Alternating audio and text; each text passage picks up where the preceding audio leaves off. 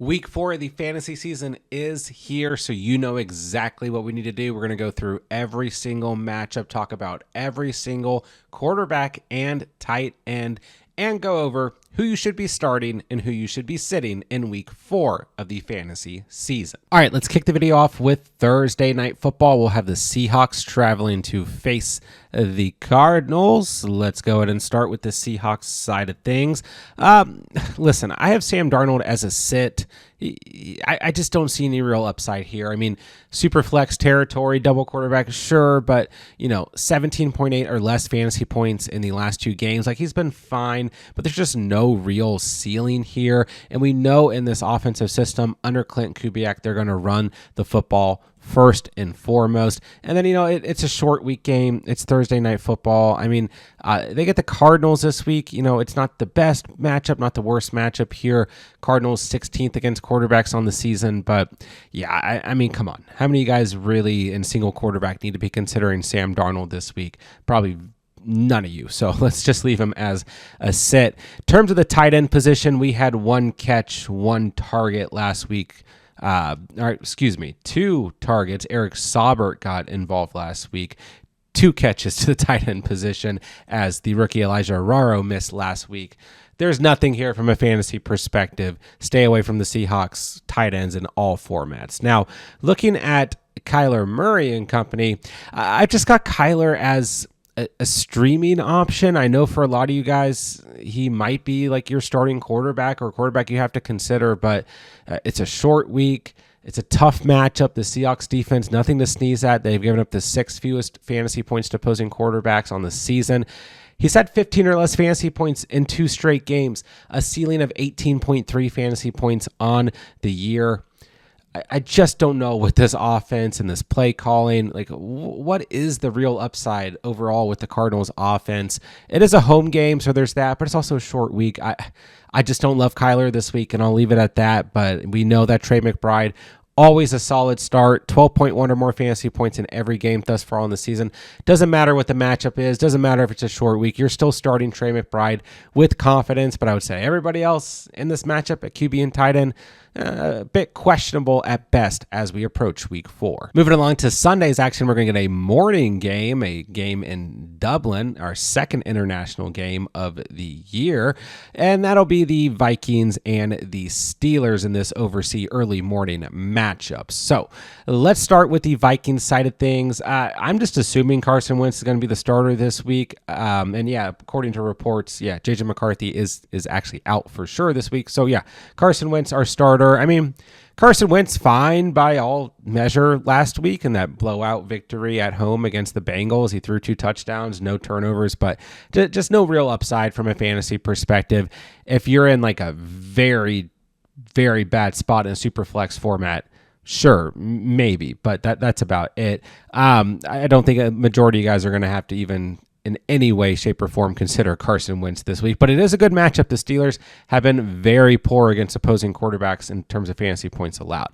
And it is worth noting that TJ Hawkinson had a season high in targets, receptions, and receiving yards in that first matchup with Carson Wentz at quarterback last week. It was also a good matchup as the Bengals have been really bad against tight ends this year. But I still think that TJ Hawkinson is a solid start this week. I've been relatively low on Hawkinson overall, and I was a little bit worried about his ADP during draft season, but we have to look at this matchup. The Steelers have given up the 2nd most fantasy points to opposing tight ends, and once again, good amount of targets, receptions last week. Jordan Addison's coming back.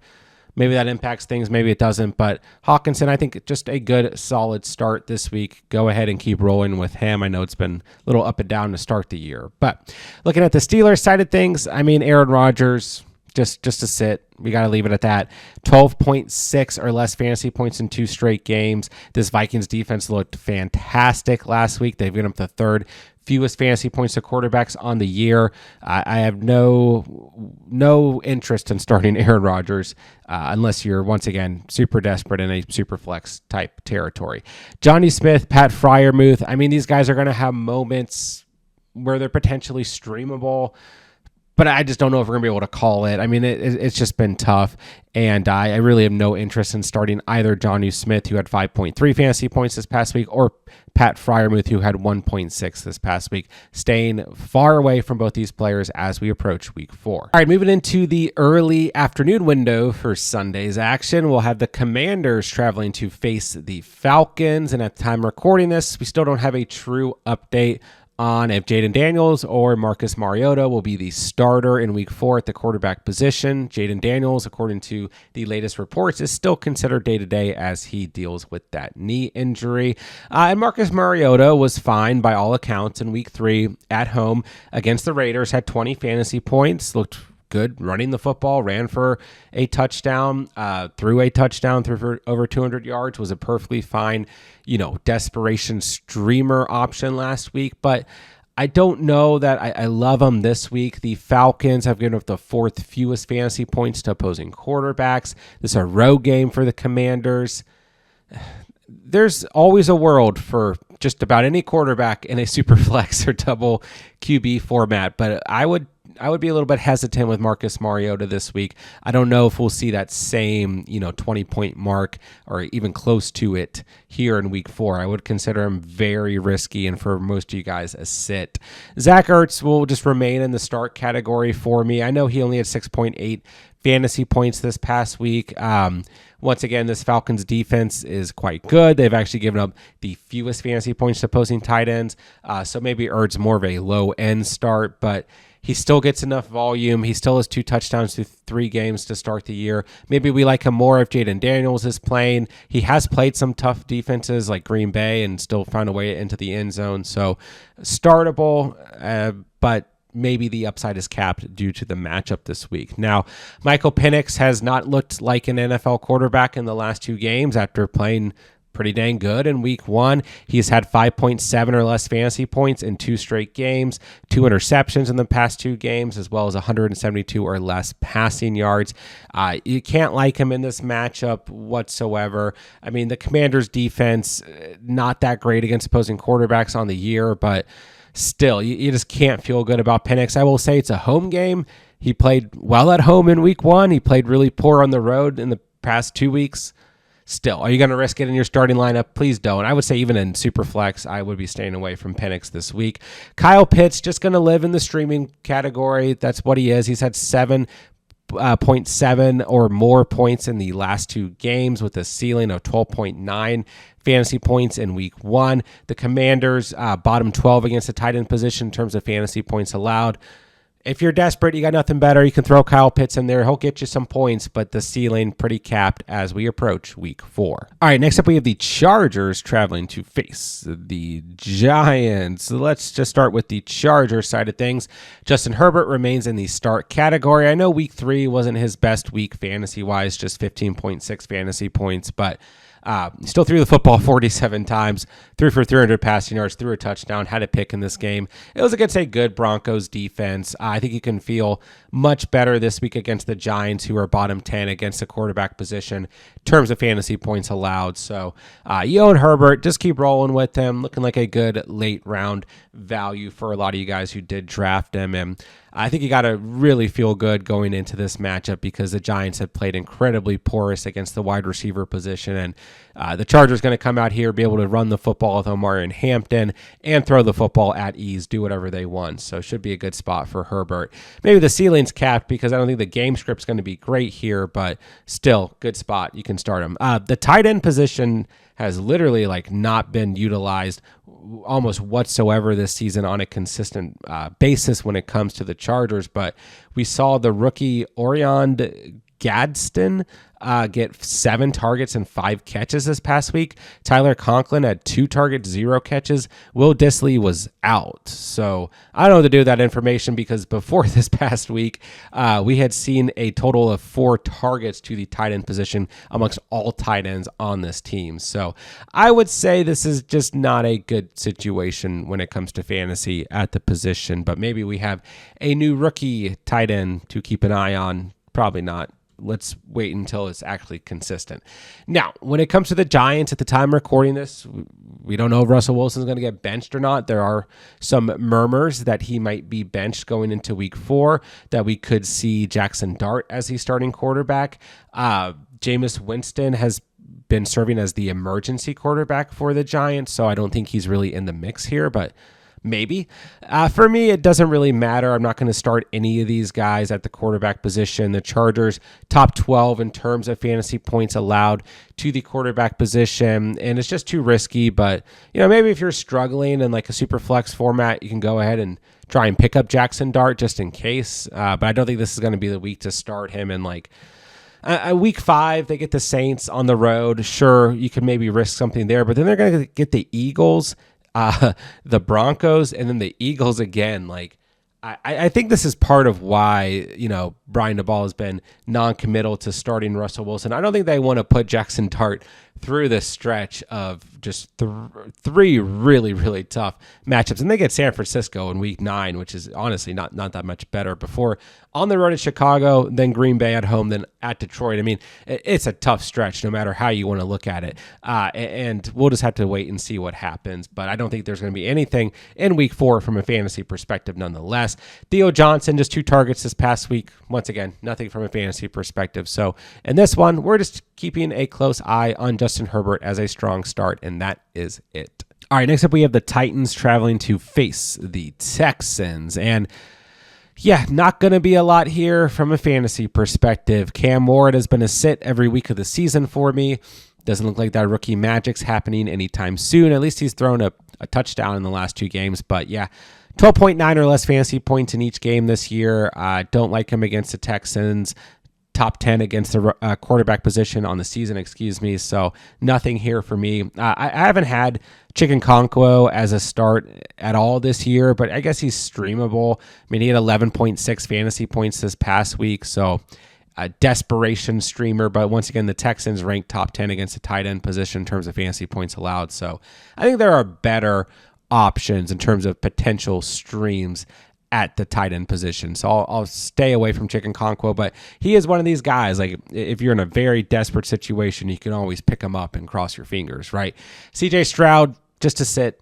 I'm not a CJ Stroud guy when it comes to fantasy. If you guys have been watching the channel over the past year or so, you guys know that. And I don't really even truly believe in single quarterback leagues that CJ Stroud needs to be rostered. He's a sit for me. Tennessee, top 10 against the quarterback position in terms of fantasy points allowed. What are we looking at here? 14.9 or less fantasy points in every game this year. He'll have some games, don't get me wrong, but it's just not consistent. And this offensive line looks awful. The play calling hasn't been great. Maybe Christian Kirk coming back, starting to get going, will help a little bit in the passing game. But yeah, it's just not there. It's not there from a fantasy perspective. Dalton Schultz had his best game of the season this past week with 8.9 fantasy points. But once again, you just can't trust this from a fantasy perspective. It sits across the board in this matchup at quarterback and tight end for me in week 4. All right, next up, we got a matchup of 2 3-0 teams. The Eagles are traveling to face the Buccaneers. Should be a good one. Told you guys all last week, just trust the process. Start Jalen Hurts no matter what. I got a lot of Jalen Hurts questions last week. And some of them were fair, I suppose, but when you draft a quarterback like Jalen Hurts, you got to ride the waves. There's going to be some ups, there's going to be some downs, but there's going to be more ups than downs. 29 fantasy points this past week. Thank God that the Eagles got put in a game script where they needed to throw the football and that they actually let Jalen Hurts throw the football. This is just what we need more of on a weekly basis from the Eagles. 226 passing yards, 3 passing touchdowns, 21 to 32, 40 yards on the ground, and a rushing touchdown. Had a lost fumble, but it's whatever, right? Hurts, still a strong start and a good competitive game script this week against the Bucs. Dallas Goedert, I really, I was close to putting Goedert as a stream, as just a start. And I do think he deserves to be rostered in more leagues. Like, he got dropped in a lot of leagues because he missed week 2.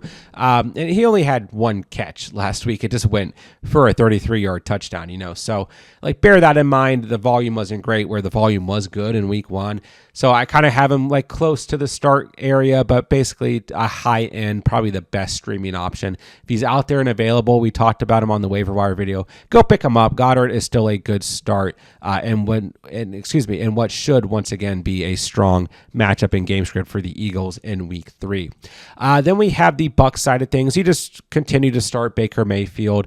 I know like we were kind of missing that high ceiling game. There's been some issues with the offensive line. We might get Tristan Wirfs back this week, which will be really good for Baker. We might get Chris Godwin back this week, which will be good for Baker. But now Mike Evans is set to miss time, which I think is bad for Baker Mayfield, as good as Emeka Egbuka has been playing, right?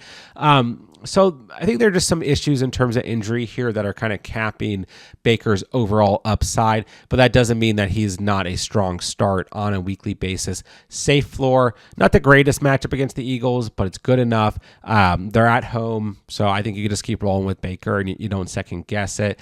Cade Otton just gonna have to be a sit. I mean, literally was on the field for 92% of snaps last week and had 0 targets.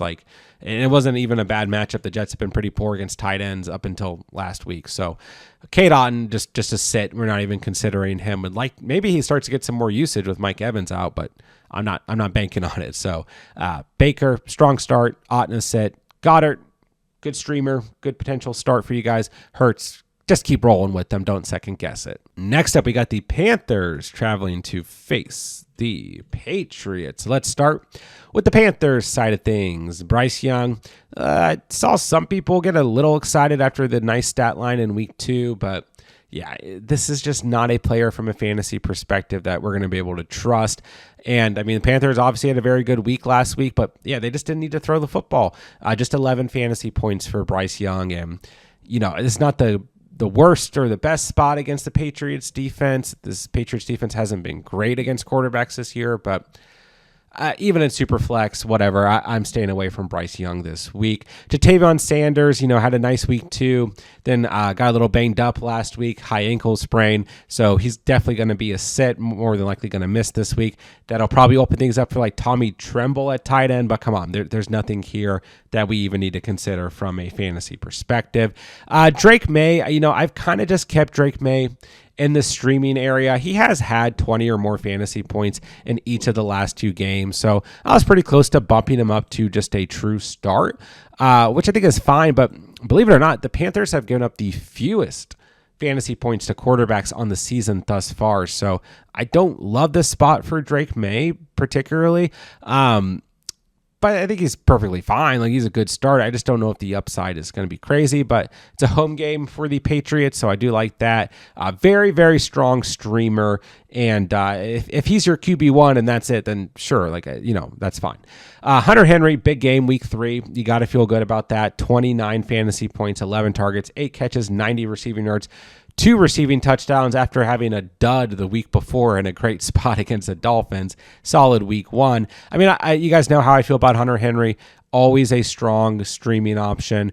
Pretty close to a start this week because the Panthers have been really bad against opposing tight ends, but you never really know what you're going to get out of Henry. That's why he lives in the streaming area. So very strong streaming option. Once again, close to a start based on the matchup, but it'll depend on who else you have on your roster as we move into week 4. Next up, we have the Saints traveling to face the Bills. Tale of 2 different stories when it comes to these quarterback rooms. Let's start with my guy Spencer Rattler. 12.7 fantasy points in week 3. Tough spot, getting blown out. Still threw the football a ton against the Seahawks on the road in week 3. 218 passing yards, a touchdown, a pick, 28-39. The Saints are throwing the football a lot, and they're putting themselves in position where they need to throw the football a lot, but it's just not really there from a fantasy perspective for Rattler, and I don't like this spot against the Bills. Like, the Bills defense actually really, truly does not bother me or intimidate me, and they're not that great in terms of fantasy points allowed, but I don't feel good about this one. They have those weeks where they really do show up. This feels like it could be one of those weeks at home for the Bills, but come on. None of you guys were really considering Rattler unless you're in a really bad spot in like a super flex format, and he has some value there at times, but I don't know. Week 4 on the road against Buffalo will be it. Week 5, week 6 at home against the Giants and Patriots, or on the road against Chicago in week 7. Maybe, but not this week. Sit Spencer Rattler. Jawan Johnson, however, remains a strong start. Still at 8 targets last week, 6 catches, 51 receiving yards, 11.1 fantasy points. I thought he'd have a bigger week, and the game script was there. The Seahawks have been really bad against tight ends this year. Even with last week alone, right, they're still finishing as the worst team in the league against opposing tight ends in terms of fantasy points allowed. So, everything was there for Johnson to have his best week yet. Whatever, he still had a good week. This week he gets the Bills. He's still a strong start and a player that you can continue to roll out with confidence. He is definitely getting volume in this passing attack. Then, if you own Josh Allen, you're starting him. 23 fantasy points in week 3, 213 passing yards, 3 passing touchdowns, 25 yards on the ground. Doesn't matter who he's facing, but you got to feel good at home against the Saints defense, who are bottom 10 against the quarterback position. Very strong start. Don't need to break it down too extensively, but I also feel as if Dalton Kincaid is a very strong start. We've talked about him in recent weeks as this is a player who just deserves to be rostered, to be considered a start. I don't really think he's in the streaming category. I think he's above that the way he's played through the first 3 games of the season. He will have down weeks. All tight ends do. But Dalton Kincaid, if you own him, you got to feel good. 6 targets, 5 catches, receiving touchdowns, 66 receiving yards, 17.6 fantasy points, 2 touchdowns through the first 3 games of the season. Got to feel good if you own Kincaid. Definitely got to fire him up as well. He's a strong start here in week 4. All right, and we haven't seen Josh Allen run for a touchdown since week 1 of the season, but I think this week against the Saints, he has more than an opportunity to do so. So I'm going to head straight to Underdog, take the over on Josh Allen to run for a touchdown. And don't forget, guys, all new users who sign up on Underdog using promo code THECATCH, that link is down below, are getting a free NFL Pick'em to use towards week 4 NFL action. Take that free Pick'em, take the over on Josh Allen to score a rushing touchdown here in week 4. If both of those lines hit, you're going to automatically double your cash entry. And on top of that, Underdog has a new exclusive offer to all users who sign up using promo code THECATCH. Once you play through $5 on Underdog, you're going to receive $50 in bonus cash to use towards week 4 NFL action. And on top of that, Underdog's also going to give you a 50% deposit match up to $1,000. So make sure you guys sign up using promo code THECATCH. That link is down below if you want to take advantage of all of Underdog's exclusive week 4 NFL offers. All right, to wrap up the early window, we will have the Browns traveling to face the Lions. Let's start with the Browns. Joe Flacco's a sit. Even in Superflex, double QB, I mean, it's not the worst matchup. The Lions have given up a lot of fantasy points to quarterbacks, but just no thank you. And I'm just going to leave it at that. I don't think you guys need to hear more of an extensive breakdown. 4.6 fantasy points last week against Green Bay shouldn't have you feeling very good. This Browns tight end situation for fantasy is just not good. Harold Fannin, 5.5 fantasy points this past week, 4 targets on the field for 64% of snaps. David Njoku, 9 fantasy points, 76% of snaps, 7 targets. I just don't know if this is going to be a situation that will benefit us from a fantasy perspective. And I think I just got to leave it at that. I don't feel confident starting either player because each player caps the other's upside. It's worth noting, I mean, Njoku is still getting more overall volume and is on the field more. So if you're desperate, you could throw in David Njoku, but I just don't feel good about this situation when it comes to the Browns tight ends. And we haven't seen any touchdown upside truly out of these guys either. So I'm staying away. But yeah, this should be a game where the Browns are forced to throw the football. One of these guys could have a decent day, but I don't want to gamble on it in my starting lineup. All right, Jared Goff remains a start for me, but he only had 12.6 fantasy points this past week. The run game just went absolutely bonkers against the Ravens between Jahmyr Gibbs and David Montgomery, and it did not benefit Jared Goff. He had that 1 passing touchdown to Amon-Ra St. Brown. But, I mean, I think Goff is always a solid start.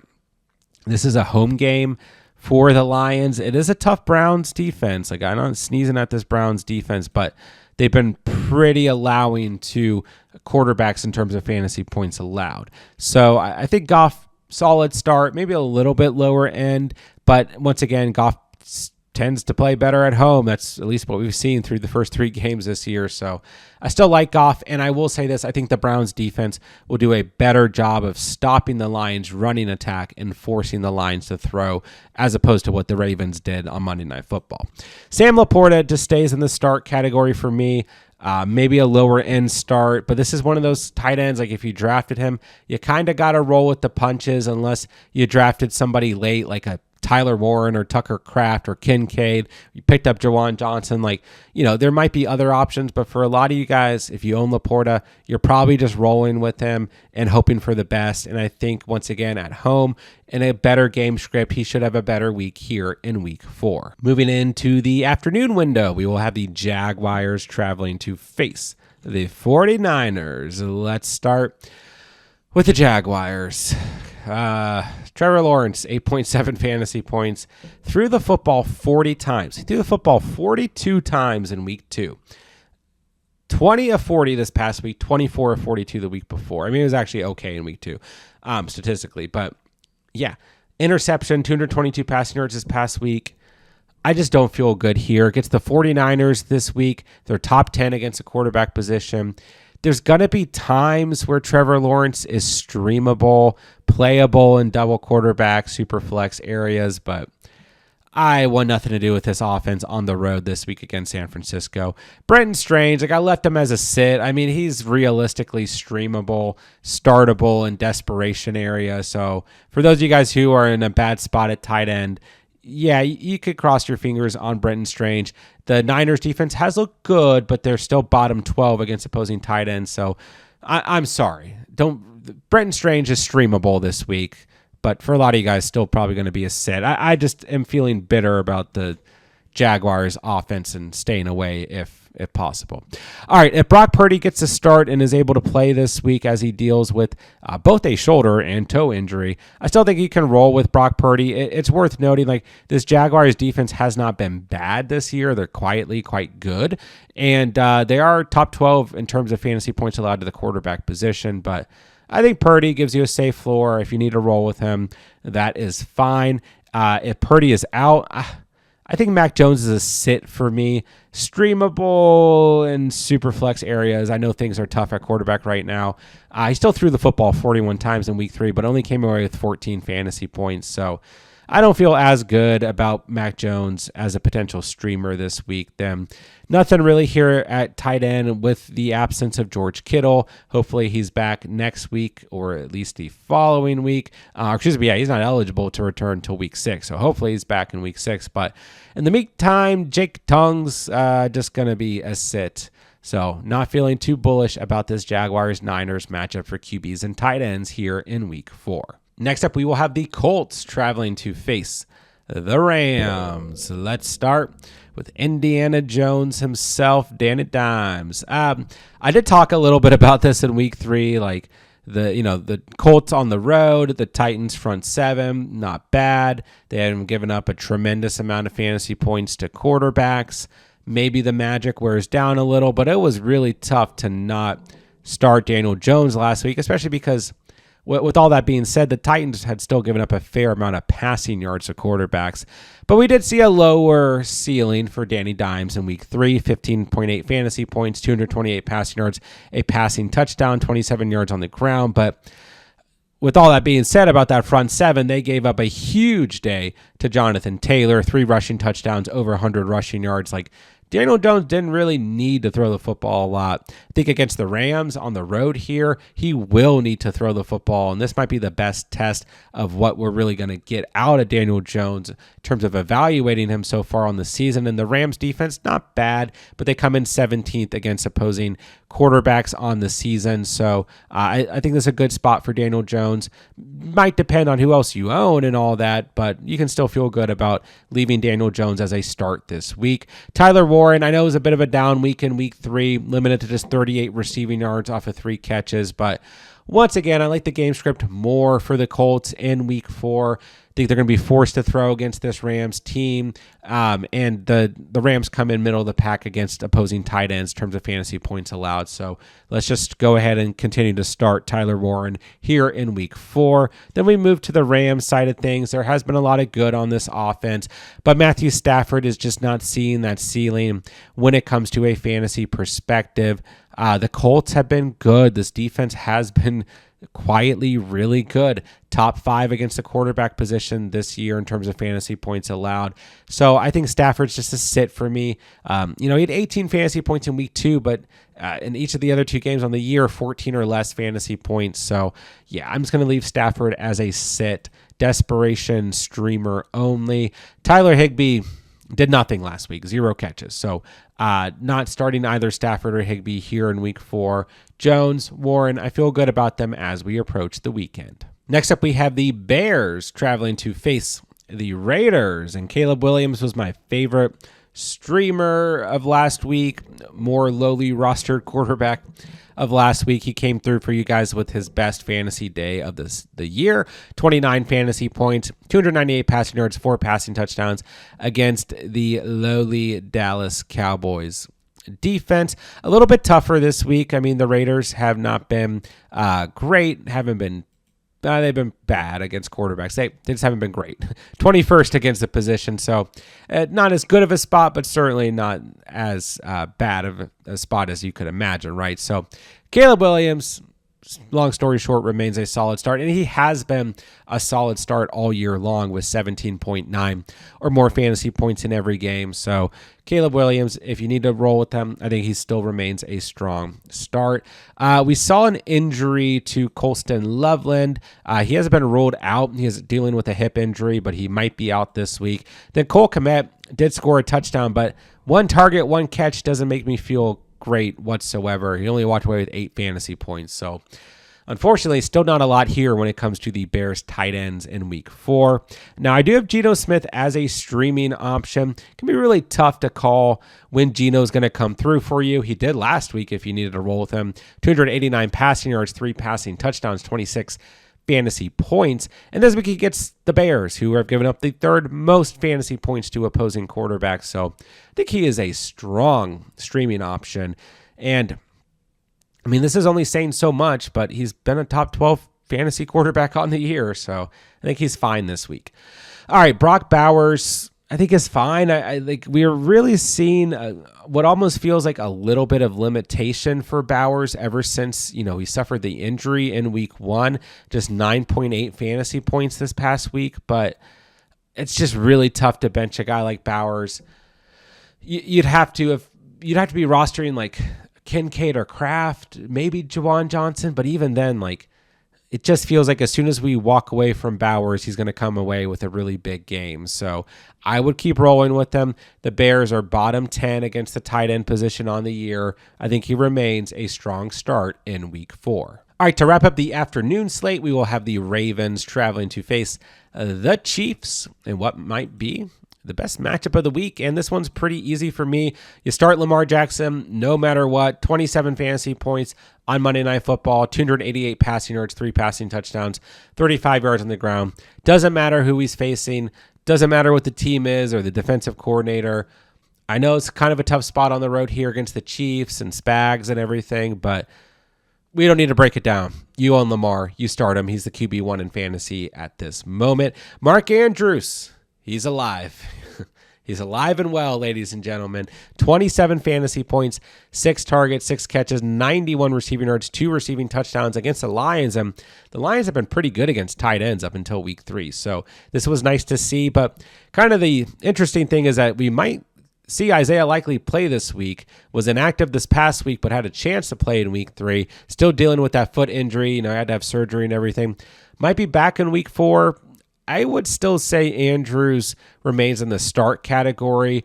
I don't think Likely is going to see a ton of volume this coming week, but I will say temper your expectations here. The Chiefs have given up the 3rd fewest fantasy points to tight ends on the year, so move with caution with Mark Andrews. Don't forget he had 1.5 or less fantasy points in each of the first 2 games, but hey, let's just feel good about Mark Andrews for the time being because we finally got a good game out of him. All right, Patty Mahomes, like what in the world happened in week 3? You're playing the Giants. Okay, this team has been awful against quarterbacks and wide receivers, and all we could muster up was 224 passing yards and a passing touchdown. I mean, Mahomes has been very solid through the first 2 games of the year, but he was running the football, ran for a touchdown and at least 57 yards in each of the first 2 games. Had 2 rushing yards against the Giants. Like, come on, man. But I expect this to be a competitive matchup. This Ravens defense, I've been saying it all year long. I know we're still short into the season here, but this Ravens defense is just not good. They're not. They give up a ton of fantasy points to all positions across the board, and they're giving up the 4th most fantasy points to quarterbacks. You got to imagine this is going to be one of those games with points, with fireworks, where each team needs to keep up with one another. I like Mahomes still as a strong start in week 4, even though week 3 was more than disappointing.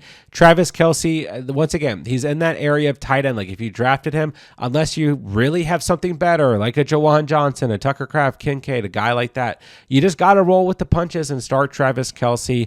Last week was a downer, but he still had 7 targets, still has 10 or more fantasy points in 2 or 3 games this year. I think if you own Travis Kelce, you still roll with them.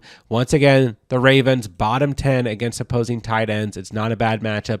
Chiefs are at home. They need this win. It's going to be a good game. So I just say go ahead and start Kelce. Noah Gray will be a sit here in week 4. All right, Sunday Night Football. We'll have the Packers traveling to face the Cowboys, and this should be a good one. We have a very good defense in the Packers and a very bad defense in the Cowboys. So let's take a look at Jordan Love and company. Jordan Love just 12 fantasy points on the road against the Browns. That didn't really surprise me. On the road this week against the Cowboys, who've given up the most fantasy points to quarterbacks on the year, I say Jordan Love is a start. Initially, I kind of had him closer to the streaming area, but I think he's a start based on the matchup here. Packers will throw the football more this week. Good spot for him. I know Tucker Kraft coming off the injury was a bit disappointing, just 5.9 fantasy points this past week. But once again, that was a weird game scripted matchup against the Browns. Even with the bad, overall ranking last week, he's still the tight end 1 in half PPR, the tight end 5 in full PPR. So I think if you own Tucker Kraft, good spot against the Cowboys. Keep rolling with them. And I think he's just solid overall. Then we look to Dak. I would say Dak Prescott was pretty disappointing by the standards I had last week going up against the Bears. Threw 2 interceptions, 251 passing yards, a passing touchdown, just 14 fantasy points. Then this week he gets the Packers. It's a tough matchup. This team has given up the 2nd fewest fantasy points to quarterbacks. So maybe Prescott, the lowest of the low when it comes to starts, because we know CeeDee Lamb's out now as well. It depends on who else you have at quarterback. I still think he's startable, that the Cowboys are going to be forced to throw the football in this matchup. So startable, but a low-end start, especially with the absence of CeeDee Lamb. Now, one thing the Packers have not been good at this year in terms of defense is opposing tight ends. They rank bottom 10 against the position, 27th overall. They're giving up a lot of points to opposing tight ends. Jake Ferguson has kind of quietly had 16.8 or more fantasy points in the last 2 games and 12 or more targets, and especially with no CeeDee Lamb, I don't expect that to change. Jake Ferguson is a really strong start this week, and a player sits at 81% rostered. Just check. If he's out there floating around for some reason, he should be rostered. It could be a nice pickup for you guys, but overall, a very strong start here in week 4 on Sunday Night Football. All right, to wrap up the week, we're going to have 2 Monday Night Football games for some reason. Let's start with the Jets traveling to face the Dolphins. No update on the status for Justin Fields here in week 4. At the time of recording this, he missed week 3 in concussion protocol. Don't know if it's going to be Fields.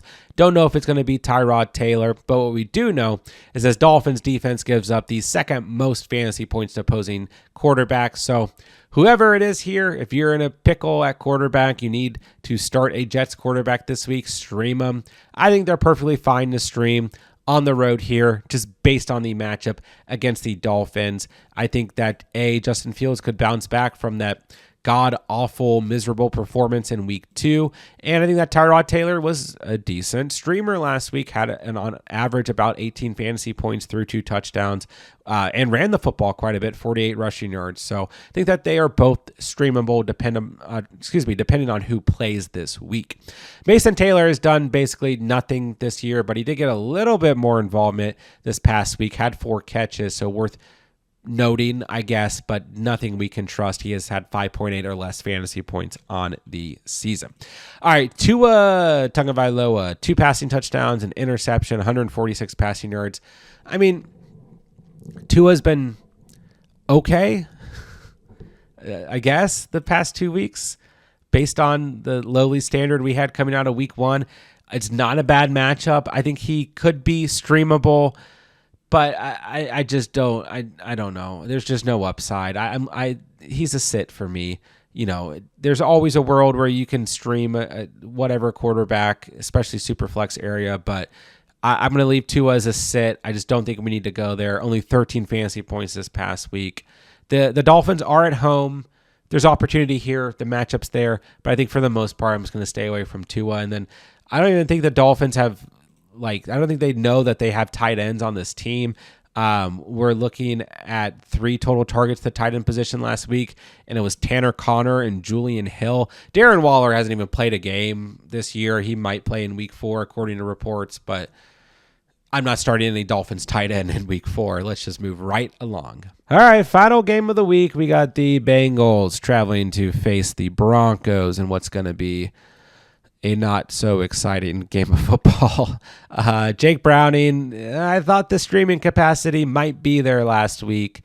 It was not. The Vikings defense absolutely tore this man to pieces. He's thrown 5 interceptions in each of the between the last 2 games, I should say. Can't like this spot against the Broncos. I mean, this is a great defense, giving up the 8th fewest fantasy points to tight ends. Just no thank you. Not a streamer, not a double quarterback play, nothing. Staying far, far away from Jake Browning this week. Mike Gesicki had 3 targets and a catch last week. Noah Fant is in concussion protocol after having 5 targets, 5 catches. There's nothing here. There's just nothing here. Both of them are sits. Bo Nix, you got to keep rolling with them if you own them. I know it's tough. I know it's been a bit up and down, but this is a good spot for Bo Nix. The Bengals 19th against opposing quarterbacks on the year. This is a home game for the Broncos. They've been on the road the past 2 weeks. They're going to come out here and they're going to fire it up. They're going to, put up a lot of points. They're going to have a good day. I mean, I will say maybe the game script limits Bo Nix's ceiling because, what are they really going to have to do between being able to run the football with ease against this really bad Bengals run defense and between their defense probably making plays against Jake Browning? But I still like Bo Nix. Still a solid start this week. But, I will note, it's been a little bumpy to start the year for Bo Nix. Not coming in, exactly where you want him to based on where you drafted him. But give it some time. Don't forget that last year through the first 4 games of the year, he had 19 fantasy points in 1 game, then 13 or less in the other 3. So hopefully it gets going here, and especially in some of these more competitive matchups coming up. But I still like Bo Nix this week. Evan Engram has done nothing this year, and he is dealing with a back injury, missed this past week. Adam Trotman was involved in week 2, then wasn't involved this past week. Lucas Krull got some involvement. And Nate Adkins was on the field for 35% of snaps. But long story short, we don't need to start any Broncos tight ends whatsoever as we wrap up things for week 4. And there you guys have it. Every single quarterback, every single tight end, every single matchup, and who you should be starting or sitting in week 4 of the fantasy season. Don't forget, guys, I'm answering all fantasy football questions in the comments section down below. If you guys need anything whatsoever as we approach week 4, please drop me a comment. I will answer as many comments as I can throughout the course of the week. And while you guys are down there, it does me a huge favor if you guys go ahead and hit that subscribe button on the way out. And this is all we do here all year long, free fantasy football content. So make sure you guys hit that subscribe button. And when the videos, playlists, everything pop up on the screen, go check out all of our other week 4 fantasy content. We'll have everything on the channel that you guys could possibly need to absolutely dominate this week and every week of the fantasy season. And with that, I'll say thank you guys so much for watching and or listening. And remember, you saw it here on The Catch.